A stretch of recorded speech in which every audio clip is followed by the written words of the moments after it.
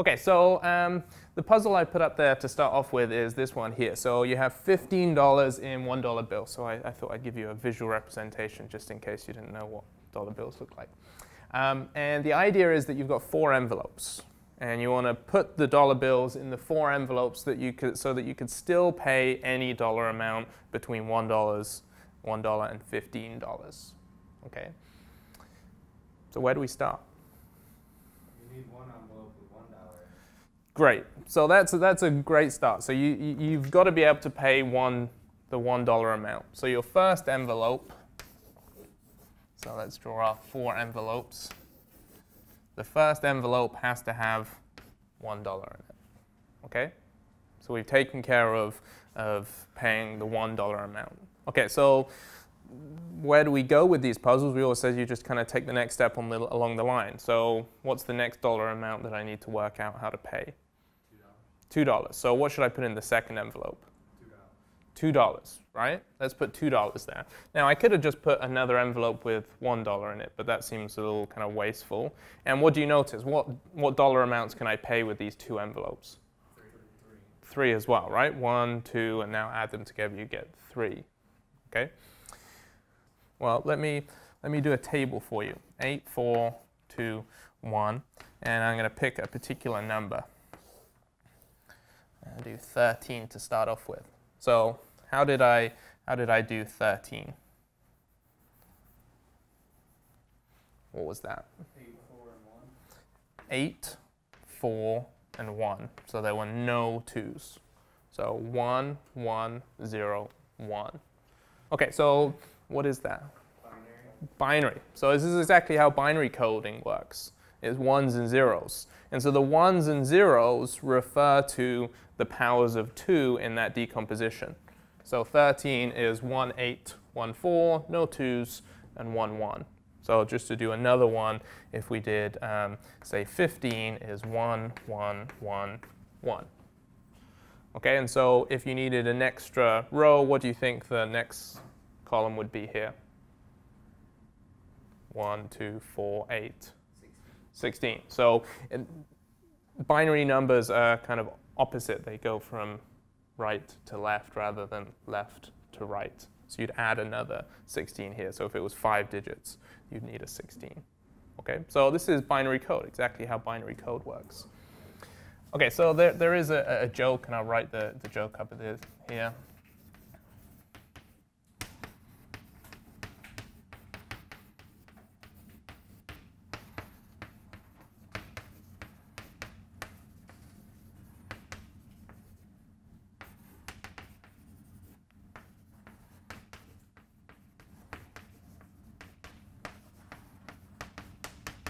Okay, so that's the joke.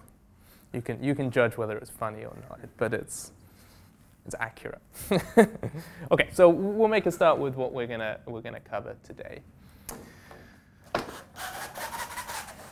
Okay, so the first thing we're gonna talk about is a little bit of a recap of what we did last time. So last time, remember, we talked about the maximum and the minimum of a function. And we defined that in a couple of ways. We talked about local maximum, local minimum, absolute maximum, absolute minimum.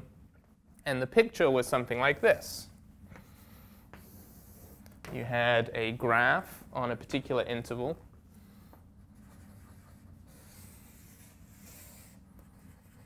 Something like that. And you want to talk about a relative maximum, or in our case we use the term local maximum, and a local minimum. But then if we're talking about on this interval from A to B, then really the absolute minimum is here at A, and the absolute maximum is here at B.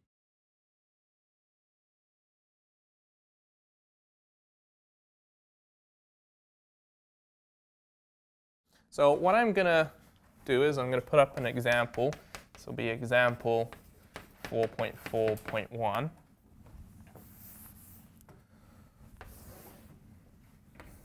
And the first bit is y is continuous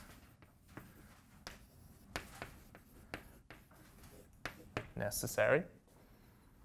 And part B is y is differentiable necessary.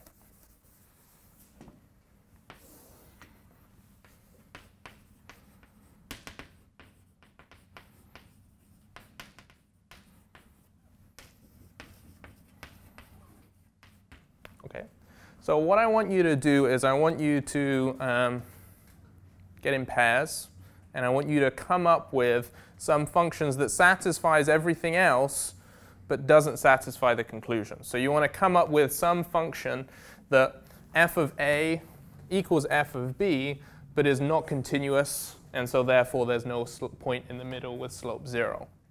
Okay? And the same thing for differentiable. Okay? Does that make sense what I'm asking? So come up with a picture of something that's not continuous but does have f of a equals f of b and no point in the middle with slope 0. Does that make sense? At least give it a kind of a little thought, and then we'll come back together. So put yourself in pairs. Find yourself in a pair and try and draw something. Threes are fine if you're in threes.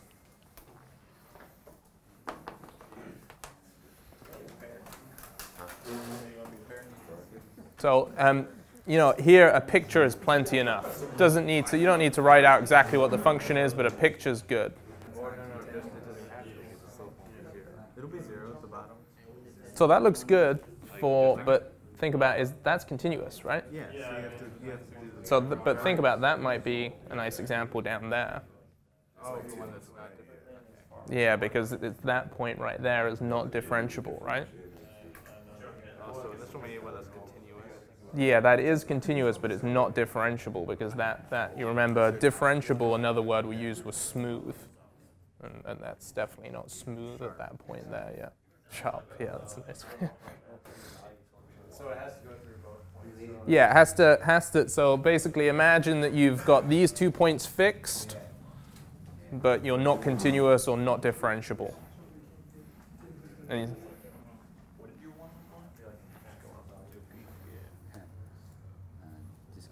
yeah, those look great.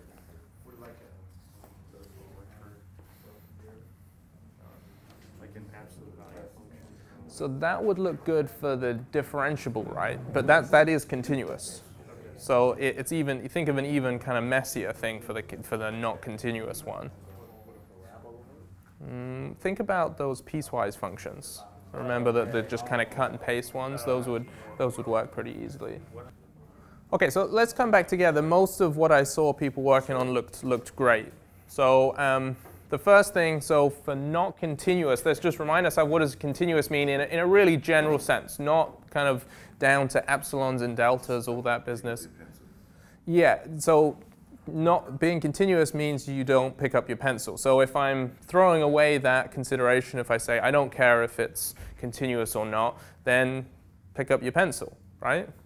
So I could do something really kind of messy, like go there and then go here.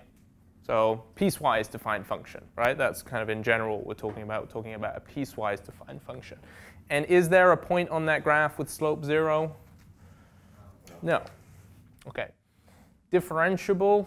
So I spoke to a lot of people. We said smooth is what you want to have in mind.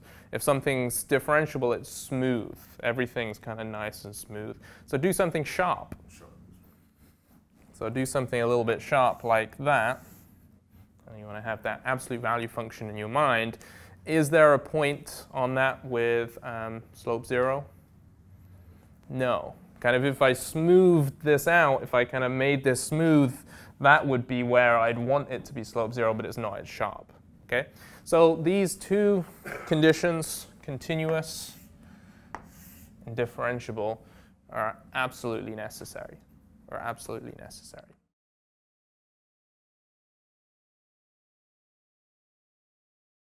In between. Okay? Okay, so what we're going to do to finish off this hour is we're going to do a little bit of a review of what we've done here with the mean value theorem and Rolle's theorem, and we're going to do a Kahoot quiz. So if you want to grab out your phones, we'll do a quick Kahoot quiz.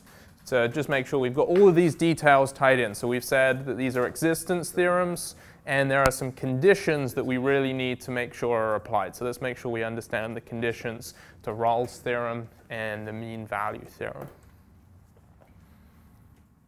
So these are just 4 questions just to make sure you fully kind of got to grips with mean value theorem and Rawls' theorem.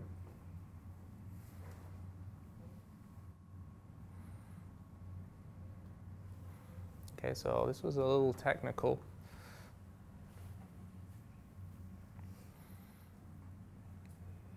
So remember how I wrote those intervals down. One was closed, one was open. Seems kind of a technicality, but it is kind of important. So here we go. So let's make sure we have this right. It was continuous on the closed interval, continuous on the whole way, and differentiable just on the middle bit. So it didn't really matter. So an example here, it's got to be continuous on the closed thing and differentiable on the open interval, because differentiable doesn't take into account the endpoints. It doesn't even make sense to talk about differentiability at the endpoints. Okay, so it was this last one right here. Okay, so let's do the next one.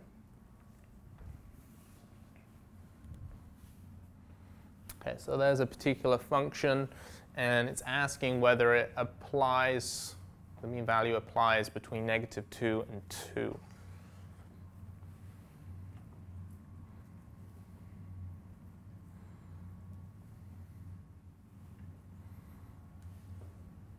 Okay, so great, everyone got that right. So no, it doesn't apply because it's not differentiable at 0, and that's kind of make sure we work that through. So it was between -2 and 2. Absolute value of -2 is 2. Absolute value of 2 is 2. So in fact, that's really kind of Rawls' theorem, right? It says there should be somewhere in the middle where the slope is 0.